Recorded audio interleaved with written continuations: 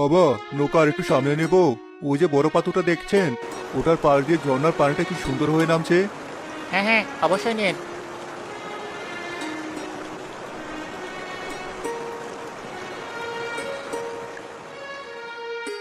আহা, কি অসাধারণ দৃশ্য! এমন স্বচ্ছ পানি আমি জীবনেও দেখিনি। পায়ের নিচের প্রত্যেকটা সাদা পাথর গোনা যাচ্ছে।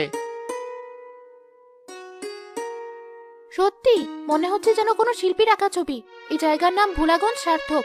এখানে এলেই সব দুঃখ ভুলে যেতে হয়।